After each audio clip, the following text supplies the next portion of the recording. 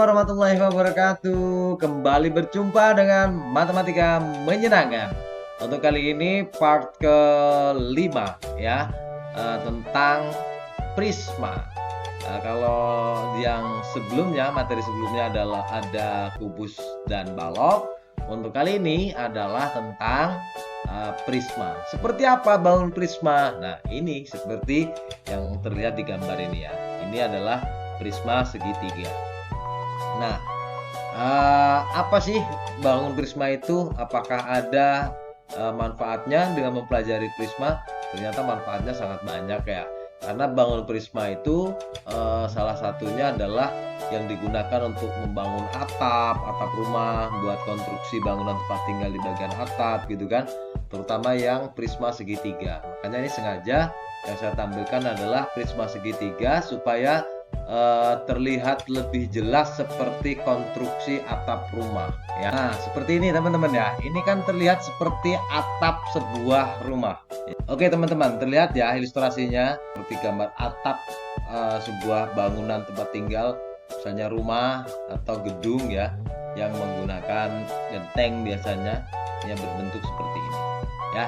Inilah manfaatnya kita mempelajari prisma ya, karena ternyata bangun prisma ini banyak juga dalam kehidupan sehari-hari kita. Oke, kalau gitu langsung aja yuk kita mulai pembelajaran hari ini. Ada yang sudah paham prisma itu apa? Oke, kalau gitu mari kita pelajari bersama-sama ya. Pada kesempatan pertemuan kali ini nanti kita akan pelajari pengertian prisma itu apa, unsur-unsur, kemudian sifat-sifat prisma gitu ya. Prisma adalah bangun ruang yang terbentuk tiga dimensi dan dibatasi oleh suatu alas dan tutup yang terbentuk segi N. Maksudnya segi N itu bisa segi banyak, bisa segitiga, bisa segi 4 dan lain sebagainya. Untuk di gambar yang ditampilkan ini adalah segitiga ya. Dan sisi tegak berbentuk persegi atau persegi panjang ya. Sisi yang tegaknya itu kan berbentuk persegi panjang atau persegi gitu ya. Jumlah sisi tegak prisma sama dengan jumlah rusuk pada alasnya. Maksudnya sisi tegaknya itu sama dengan bentuk alasnya. Kalau alasnya segi 4, maka sisi tegaknya ada 4. Kalau alasnya berbentuk segi 5, berarti sisi tegaknya ada 5 dan seterusnya begitu. Kemudian unsur-unsur apa saja yang ada di dalam prisma? Yang pertama, banyaknya sisi sebuah prisma tegak segitiga itu adalah 5. Ini kalau segitiga ya, segitiga itu ada 5. Sisi yang berdiri atau sisi tegak itu ada 3, kemudian tutup dan bawahnya atau alasnya. Dengan rinciannya itu tadi, sisi tegak itu ada 3, itu kemudian atap dan alas. Nah, dan seperti ini. Sisi alas prisma tegak segitiga ada A, B, C, D, E, F. Itu adalah AB, yang ABC atau yang di bagian bawahnya ini. Kemudian sisi alas, mohon maaf ini yang satunya sisi atap ya. Sisi atap prisma tegak segitiga A, B, C, D, E, F, D, E, F ini adalah D, E, F atau bagian atasnya ini, yang bagian atapnya. Kemudian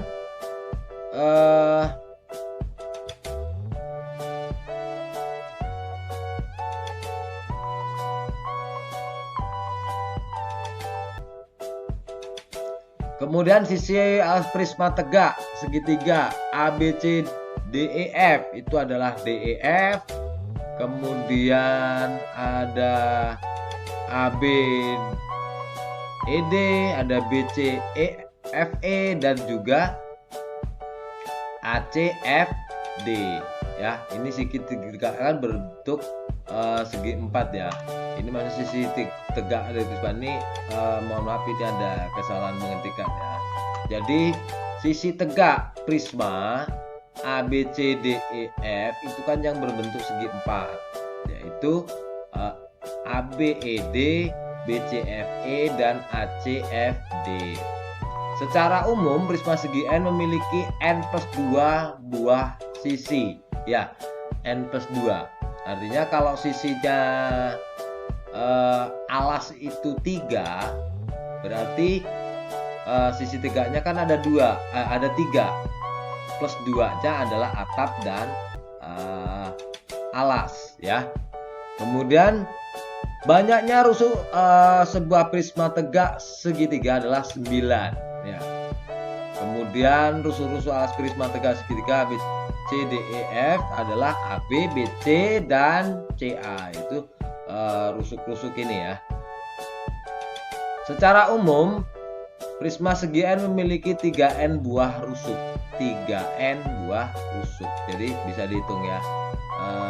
Maksudnya seginya 3 berarti 3 kali 3. Kalau segi 4 berarti 3 kali 4 12 gitu ya.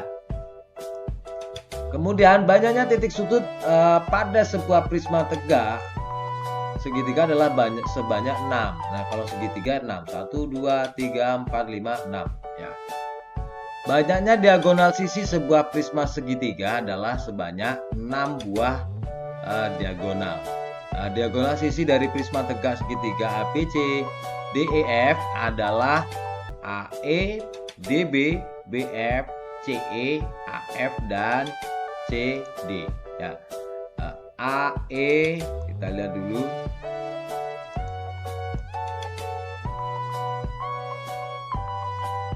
Ini A, E gitu ya. Kemudian ada BD, kemudian ada lagi BF, kemudian ada CE gitu ya. Ada 6 berada di sisi-sisi tegaknya gitu ya.